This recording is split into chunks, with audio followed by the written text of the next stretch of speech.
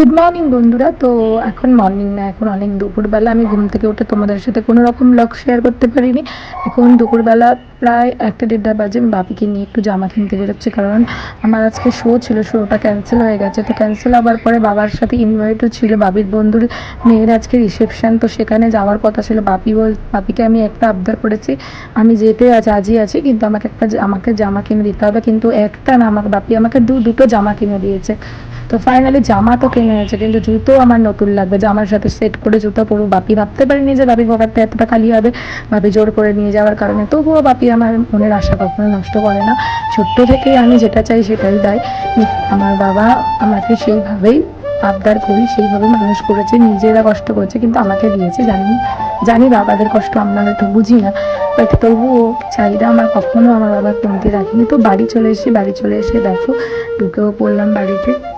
তো ভেবো না এসে যে আমি মেকআপ স্টার্টিং করে দিচ্ছি, আর এখন বাজে প্রায় 5টা। আমি এসে অনেক খাওয়া দাওয়া করেছি, অনেক কিছু করেছি। বাবাই ঘুমাচ্ছিল, বাবাইকে খেতে দিলাম, আমি খেলাম, সব খাওয়া দাওয়া করে ফ্রেশ হয়ে তারপরে ওরা চলে এসেছিলো 5টার সময় মেকআপ করতে, মেকআপ করিয়ে দিলাম। আর ওরা শুধু না, অনেকজনই এসেছিলো, আমার দিদিরা প্রায় 5জন মিলে মেকআপ করেছে এখানে যুদ্ধ করে। তারপরে আমি নিজে মেকআপ করেছি, মেকআপ আমি করি না, তো জাস্ট আমি একটা ক্রিম লাগিয়েছি, আর তারপরে আই মেকআপ একটু হালকা ফুলকা করে বেরিয়ে পড়েছি।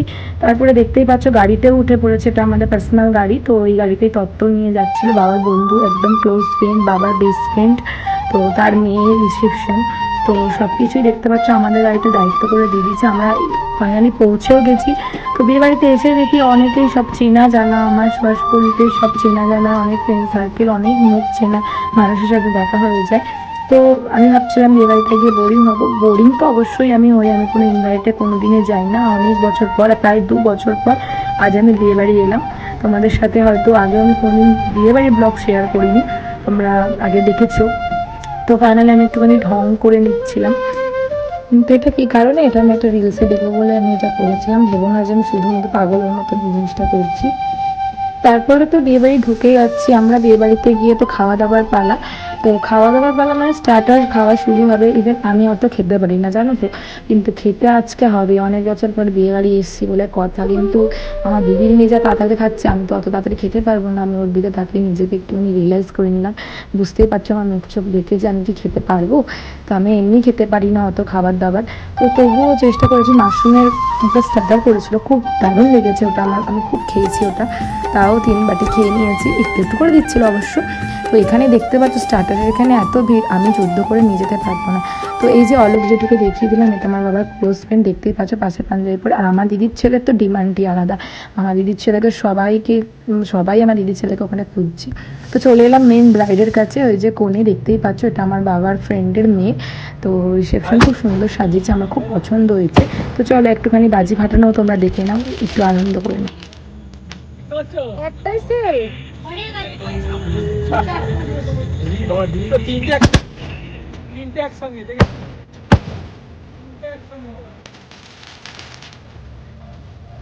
তো তারপরে চলে এসেছি খাওয়া দাওয়া, প্রায় 10:30টাই বাজে। এরপরে তো বাড়ি যাওয়ার বেলা, বাবাই ওইদিকে বাইরেই রয়েছে, আমি ঢুকবো, তারপরে ও খাবে। ও আমার হঠাৎ করে খেতে চায় না, বাড়িতে যাবো তারপরে ওকে গিয়ে খেতে দেবো। আমি আগে খেয়ে নিলাম তার জন্য তাড়াতাড়ি করে। তো খেতে বসে গেছি, খেতে বসেও আমি রং করছি, ক্যামেরা কিন্তু আমি অফ করিনি। তোমাদের জন্য আমাকে কষ্ট করে ভিডিও করতে হচ্ছে, আর আমার খাবার দিকে অত নেই যে আমি খাবার নিয়ে ব্যস্ত থাকবো। তো দেখো আগেই ফার্স্ট টাইম আমাদেরকে একটা দিয়ে দিয়েছে কাবাব, এটা চিকেন কাবাব। আর তারপরে দিয়ে দিয়েছে চানা মটর কি একটা পনিরের করেছিল, তারপরে প্লেন একটা রাইস করেছিল, তারপরে তো মেন ব্যাপার। আর আগে আমার রুমালি রুটিটা দিয়েছিল, আমি খেলাম কিনা আমি ভুলে গেছি। তারপরে তো মেইন কোর্স আমাদের চলে এসছে মাটনটা আমি খুব ভালো খেয়েছি, আর খুব সুন্দর করেছিল, হালকা, কোনো রিচ ছিল না, শরীরে কোনো কষ্টও হয়নি। আর এই দেখো এদের খাওয়া দাওয়া দেখো, ভাবতে পারছো আমার থেকে এরা এত খাওয়া দাওয়া ভালো করে করে, মানে কি বলবো। মানে আমার দিদির ছেলে তো আবার দেখাচ্ছে ভালো করে যে কি খাচ্ছি না খাচ্ছি। তো ফাইনালি চাটনি লাস্ট দিয়ে দিল, চাটনি দিয়ে দিল। এরপরে আসবে নিশ্চয়ই পাঁপড়। আমি তো খেতে পারছি না, দেখতেই পাচ্ছ পাতে এখনো মাটন পড়েই আছে। আর এরা কীভাবে খেয়ে নিচ্ছে আমি বুঝতে পারছি না, আমি তো ক্যামেরা ধরে তোমাদের দেখাতেই ব্যস্ত। তারপরে এই সন্দেশটা খুব সুন্দর করেছিল, আমার খুব ভালো লেগেছিলো। বাট আমার দিদির ছেলেকে তো একটা বেশি দেয়নি, তাই জন্যে ভালো করে খেতে পারিনি বলে রেগে যাচ্ছিল আমার দিদির ছেলে। তো তারপরে আমি বললাম আমার সন্দেশটাই নিয়ে নাও সোনাই, আমি তো অত খাবার দিতে যাইনি। তারপরে এই সন্দেশটা শুধু আমি একটু খেলাম, ওটা নাকি খুব সুন্দর খেতে। তো আমি বললাম যে ঠিক আছে, সুন্দর খেতে, ঠিক আছে তুই খেয়ে নে, আমি খাবো না। ফাইনালি খাওয়া দাওয়া তো শেষই হয়ে গেছে, এবার বেরানোর পালা। খাওয়া দাওয়া শেষ করে তোমরা জানো সব থেকে মানে ভয়ঙ্কর জিনিস হচ্ছে, আমি সব থেকে মিস করেছি, যেটা আমি খুব ভালোবাসি সেটা হচ্ছে আইসক্রিম খেতে খুব মিস করেছি। এই যে আমরা খেয়ে দিয়ে কি মজা করছিলাম, দুজনে মিলে দৌড়াতে ব্যস্ত। দেখতেই পাবো আমরা এক্ষুনি দৌড়াবো। তো চলো বাই বাই, সবাই টাটা, অনেক সবাই খুব অনেক অনেক ভালো থেকো। আমিও খুব ভালো আছি, তোমরাও খুব ভালো থেকো, সুস্থ থেকো। আবার আসছি নতুন একটা ব্লগ নিয়ে কালকে, তোমরা সবাই রেডি থেকো। Bye bye.